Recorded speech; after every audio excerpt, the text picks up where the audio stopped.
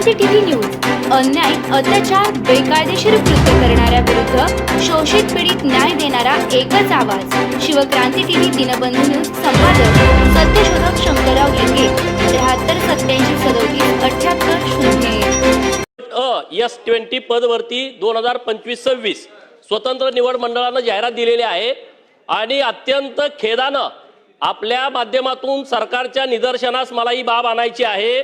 1440 जागांची जाहिरात आहे आणि आरक्षणाची वर्गवारी आहे, टक्केवारी आहे। या टक्केवारीनुसार ही जाहिरात दिलेली नाही।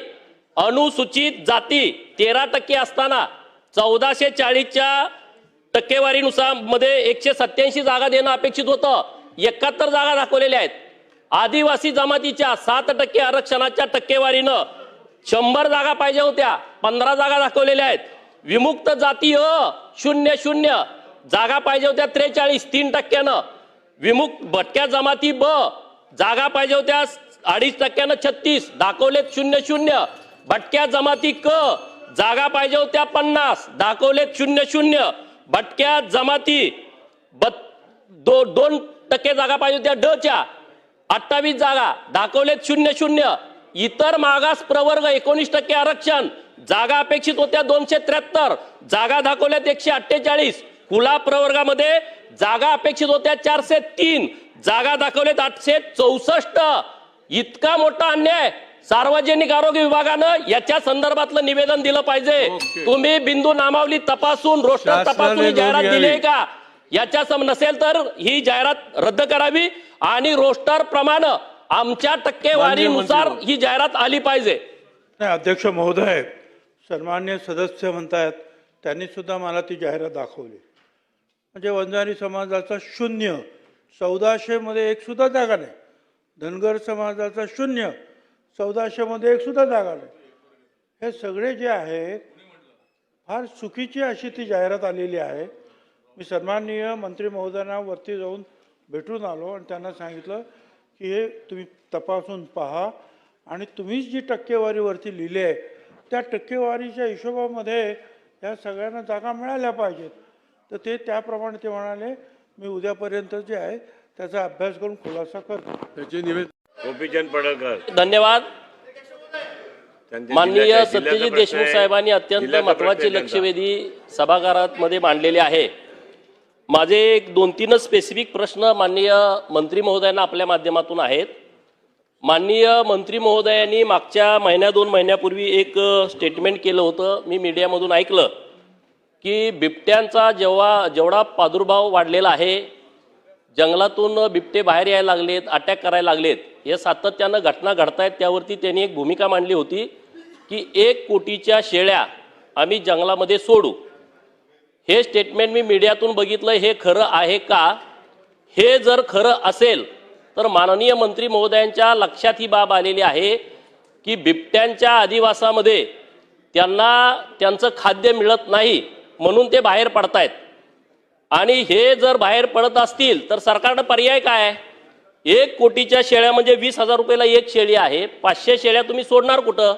शेळी ही माणसाळलेली आहे, इकडून सोडली परत दुसरे कोण घेऊन बाजारात दुसऱ्या विकून निघतील, हा काय पर्याय होऊ शकत नाही। परंतु मंत्री महोदयांनी अत्यंत अभ्यासपूर्ण ही मांडणी केलेली आहे की बिबट्याला जंगलामध्ये खाद्य मिळत नसल्यामुळे तो बाहेर येतोय, मग त्याला पर्याय काय आहे?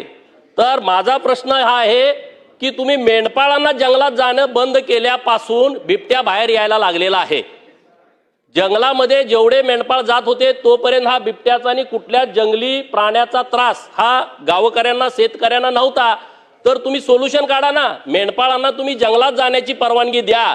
हे तुमचे प्रश्न 70-80% निकाली निघतील। मेंढपाळांना तुम्ही जंगलात जाण्याची परवानगी देणार आहात का? त्यामध्ये तुम्ही नियमामध्ये बदल करणार आहात का? हा माझा एक स्पेसिफिक प्रश्न आहे।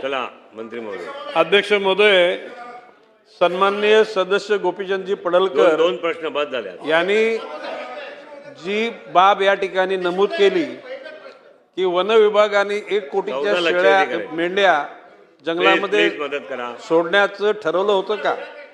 अध्यक्ष महोदय, आपल्या माध्यमातून मी गोपीचंद पडळकरांच्या प्रश्नाला उत्तर देताना सभागृहाला सुद्धा माहिती देऊ इच्छितो की खडसे नावाचे एक अधिकारी जे शिरूर शिरूर भागामध्ये आता ती रिटायर्ड झाली, त्यांनी अशा प्रकारचे ज्यावेळेला बिबट्यांचे हल्ले ज्यावेळेला त्याने तो तिथे प्रयोग केला होता आणि तो प्रयोग यशस्वी झाला होता.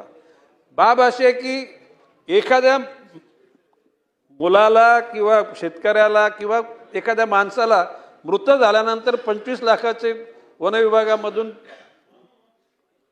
रक्कम दिली जाते.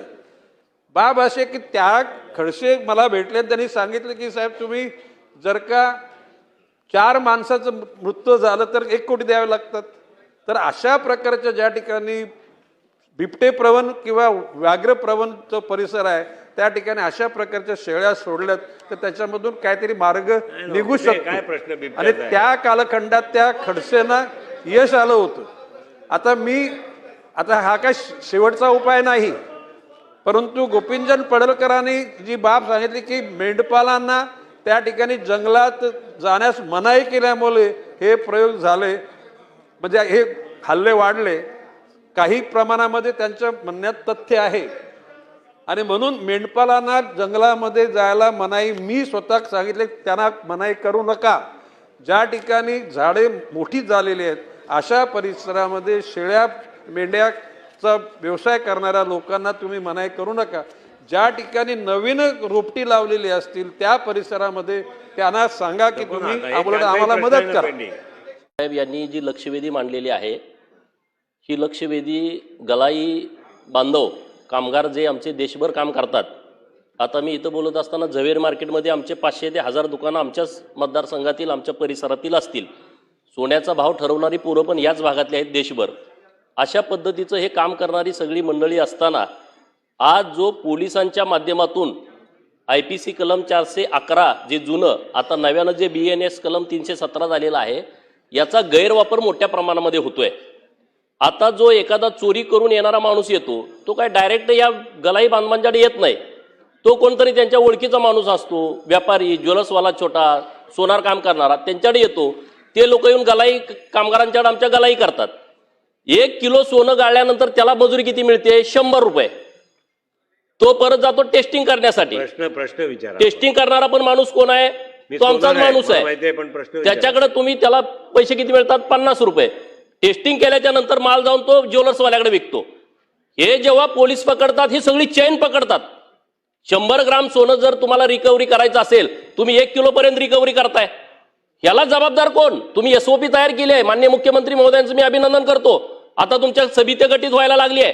काही लोकांना तुमचं नोटीस जात आहे. मी एक उदाहरण देतो आता माननीय मंत्री महोदयांना की तुम्ही मला एक उदाहरण तुम्ही समोर आणलं तर कारवाई करा. मी एक उदाहरण तुमच्या समोर आणतो. प्रश्न विचारा, उदाहरण नको. नाही ना, हे उदाहरण आहे ना, त्याच्यावरतीच कारवाई होईल. कारण पुणे पोलिसांनी आमच्या ढालगाव तालुका कवठे मंकाळ मधले जे व्यापारी आहेत ज्वेलर्सवाले, ज्योतिर्लिंग ज्वेलर्स, पोपट दबडे यांच्या दुकानात हे पोलीस आले. पोलीस आल्याच्या नंतर तुमची SOP काय आहे? पहिल्यांदा तुम्ही सगळं बघा, तिथं CCTV फुटेज चेक करा. तुम्ही प्रश्न विचारा ना गोपी. हेच प्रश्न आहे ना, हे विचारल्यानंतर प्रश्न विचारा ना. पोलीस तिथं आले, त्यांना उचलून घेऊन आले बिरोबाबानामध्ये. त्यांना म्हणले की तुम्ही आता 1 किलो रिकव्हरी द्या. अहो ते म्हणले आम्ही घेतलं नाही, आमचे CCTV फुटेज चेक करा. नाही म्हणले तुम्ही आता 50 लाख रुपये द्या. ते म्हणले आम्ही देऊ शकत नाही. चला म्हणले तुमचा DVR आम्हाला ताब्यात घ्यायचा आहे. दुकानात गेले, अख्ख्या दुकानातला सगळा 1.5 किलो माल ते घेऊन गेले. काय रिपोर्ट नाही, काय नाही. त्यांना नेऊन पुण्यात 3 दिवस ठेवलं, बडवलं. 4 तारखेला अटक केली, 4 नोव्हेंबर 2022ला. 7 तारखेला त्यांना तिथं कोर्टामध्ये हजर केलं. 3 दिवस त्यांना बडवलं. 1.5 किलो सोनं रेकॉर्डवरती घेतलं नाही. सातत्यानं त्यांनी तक्रारी दिल्या. मे महिन्यामध्ये 2022ला पोपट दबडेने आत्महत्या केली. ह्या प्रकरणाची चौकशी अभिजित पाटीलनी त्या सगळं चोर लुटून नेलंय त्यांनी, त्याच्यावरती कारवाई होणार का? हा नंबर 1 माझा एक पहिला प्रश्न. दुसरा प्रश्न, आमची लोक सगळी देशभर आहेत, तिथल्या लोकांच्याकडे ते जाऊ शकत नाहीत. म्हणून आपण आपला महाराष्ट्र शासनाचा एक नोडल ऑफिसर नेमणार का की जो देशभर त्यांचा नंबर तुम्ही देशातल्या सगळ्या गलाई बांधवांना द्या. तिथं जर प्रॉब्लेम झाला तर तो नोडल ऑफिसरशी कॉन्टॅक्ट करतील. आपले पोलीस महासंचालक इतर राज्यातल्या पोलीस महासंचालकांच्या बरोबर बैठक घेऊन महाराष्ट्रातले जे गलाई बांधव इतर राज्यामध्ये आहेत त्यांच्या संदर्भात मदत करण्याच्या सूचना देतील का? आणि हे सूक्ष्म आणि लघु उद्योग आहे, MSME खात्याच्या अंतर्गत हे आलं पाहिजे. आपल्या सरकारनं ठरवलंय, उद्योग मंत्री महोदयांनी शिफारस केलेली आहे. त्याच्या संदर्भातला निर्णय लवकर होईल का? गलाई बांधवाचं एक अधिकृत राज्य सरकारचं महामंडळ आपण घोषित करणार का? अत्यंत महत्वाचा विषय, सोन्यात काम करणारी सगळी लोक आहेत, हजारो करोडो रुपयाचा टर्नओव्हर करणारी ही लोक आहेत, टॅक्स भरणारी ही लोक आहेत, यांना नाहक त्रास होतोय. त्याबद्दल आपण काहीतरी सरकारच्या माध्यमातून त्यांना मदत करण्याची भूमिका आपली आहे का, आणि कशा पद्धतीनं आपण मदत करणार आहेत याच्याबद्दलचा आपण खुलासा करावा, ही माझी मागणी आहे. चला एकत्रित उत्तर देतो. अध्यक्ष महोदय, पडळकर साहेबांनी